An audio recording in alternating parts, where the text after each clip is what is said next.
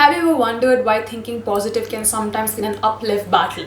I mean, despite our best intentions, the negative thoughts often seem to stick like a glue, while the positive ones just seem to slip away like a water off a duck's back. Also, tell me one thing, during the first 18-20 years of your life, how often were you told what you can accomplish or what you can do in your life? Not often, right? From childhood, we hear a lot of no's compared to yeses. And due to this, we end up giving others the freedom to decide what we want to achieve or what we do not want to achieve in life. And we began programming ourselves by saying negative things like, I'm not good enough, I just can't seem to get anything done, that's impossible, I'm not good for this, that's not meant for me, and whatnot. And because of this, we engross ourselves with motivational speeches, motivational talks, where we get inspired to change and achieve, but then stop. Now where did the inspiration go? See, the truth is, positive thinking is not one fit-size-all solution. It's not a magic wand that you can just do something and all the negative thoughts just disappear. It's a tool that can help you cope up with your challenges and achieve your goals, but only if you know how to use it correctly. Positive thinking is not about denying reality or pretending that everything is fine when it's clearly not. It's not about ignoring your negative emotions or avoiding difficulties. It's about choosing to focus on the aspects of your life that you can control and influence, and finding ways to create the best of what you have. Didn't understand? But fear not. In this video, I'm going to be explaining you how we can program ourselves or how we can program our subconscious mind to think positive. In simple terms, the control center of your brain with new and repeated directions, which will bring about dramatic improvement in all areas of your life. Now, that could be anything, such as overcoming fear, quitting bad habits, or accomplishing more. And I've broken down the videos into a couple of topics, so you can choose as per your convenience, but I would suggest to make sure to listen it from the very beginning to grasp things faster. Okay, so before I move ahead straight to the topic, I want to give you a very simple example. Now let's imagine your house is filled with second-handed furniture, which varies with age. For example, the old sofa is saggy and worn. The pictures hanging crookedly on the wall are completely yellowed. Now let's say I agreed to come over to your house and I help you get rid of all those old furniture once and for all. So basically we store all that old furniture in your garage and we remove every piece, every dish, every table, sofa and much more. So by evening we are done and then I leave. After I leave, you look around and you think, this is great. I've gotten rid of all of my old furniture and now the place looks fresh and clean. That's at 6 o'clock, you stand around, walk through your mental apartment and then stand around some more. A little later that evening, after spending an hour or two with nothing but yourself and an empty apartment, what do you suppose you will do? You will go out into the garage where the old furniture is stored and get a chair for yourself to sit. A little later, you make another trip to the garage and bring maybe a dish or a two. And you see?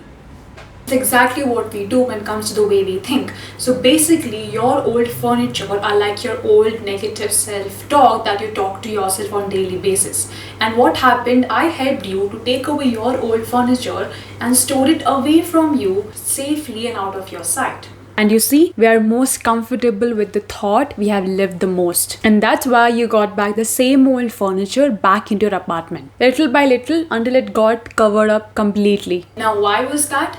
Now this was because I helped you to actually take away all those old furniture and store it in your garage. But I never really gave you a new furniture to replace the old with. So basically, I never really gave you a new positive self-talk to replace the old with.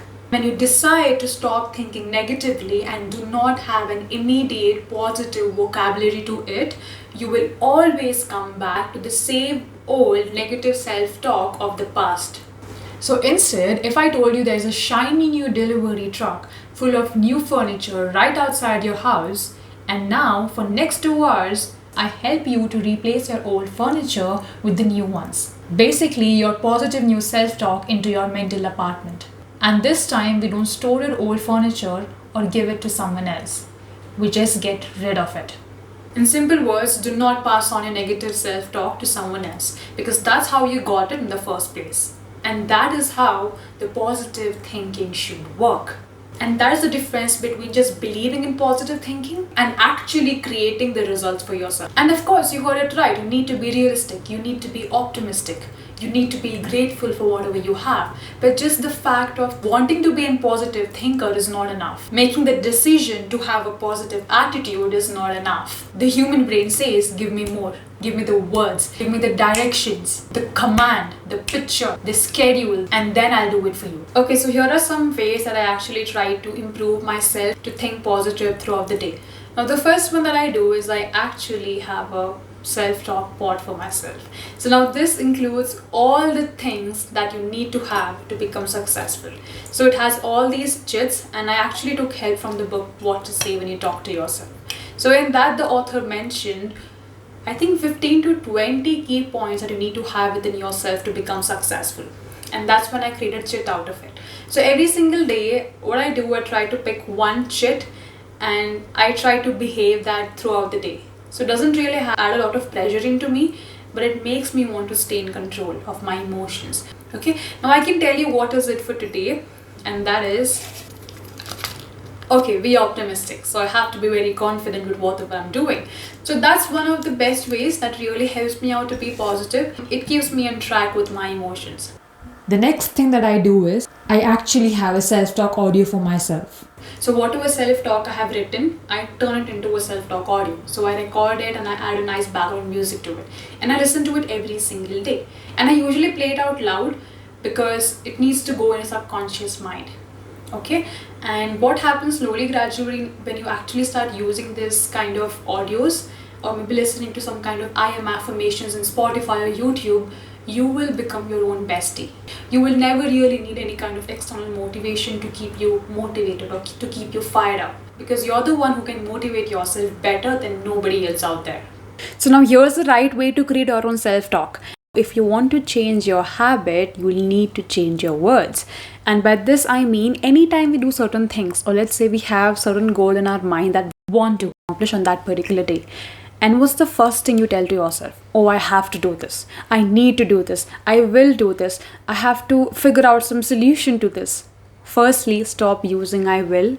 I have to, I should. Because when you do that, what are you trying to tell your control center? Tomorrow, later, or some other time, next week, or something close to that. And that's why you don't get your works done, because you always tend to procrastinate. So instead, state your goals or the results you want to achieve in present tense, because the subconscious mind does not know what is true and what is not. In time, it will accept what you're telling and act on it. I want you to write down every little negative self-talk that you talk to yourself on daily basis. Now that could be anything from morning till night. What are the things you talk to yourself on daily basis? Just make a list of it and write it down on a piece of paper. Now once when you're done writing all your negative self-talk, I want you to rephrase those negative self-talk into positive ones. And I'm going to show you how you can do that with some of these examples here. Now for example, you can just say, I enjoy my work. I understand the problems and I get past them. It's easy for me to get out of the bed in the morning. I get up and I get at it. I enjoy exercising. I really like how it makes me feel. I like keeping myself in shape mentally and physically. I look good and I feel good. And did you notice something? While rephrasing the negative ones to the positive ones, I made sure to be specific. I covered every facet of the problem or a goal. You see, vague directions leads to vague results. The more specific you are, the more specific the directions you'll be giving to yourself. The second one is it simple? And by this I mean it should be easy to recall and easy to use anytime you wish to. Because if it isn't, you won't use it. So it's always better to use simple words which paints the clear picture. And the third one is it practical? And by this I mean the visions you create for yourself should be planted in a good and a solid ground. If you program yourself to achieve something impossible, you will just create frustration and failure. You see, stretch your limits, reach your highest expectations, and tell yourself that you can achieve the best. You can even go beyond what you once thought you could attain. And you should. But don't start demanding miracles of yourself until you have learned how to fix your everyday problems. So start small and slowly, gradually, you can take the bigger steps. Now remember, when you began rephrasing your self-talk from old to new, your programming will try to talk you out of it. So when you get started, start first with a decision to not to listen to the earlier negative self-talk, which tries to tell you that it won't work. And remember too that your old negative self-talk is a habit. It feels natural and it feels comfortable, even if it is negative. By knowing what to expect, you will be ready to meet that old self-talk head on, override it, and begin building a new habit. So if you want to change a habit, you need to change your words. Alright, that's all for today, you guys. I really hope you like this video. And yeah, I'll see you in the next video.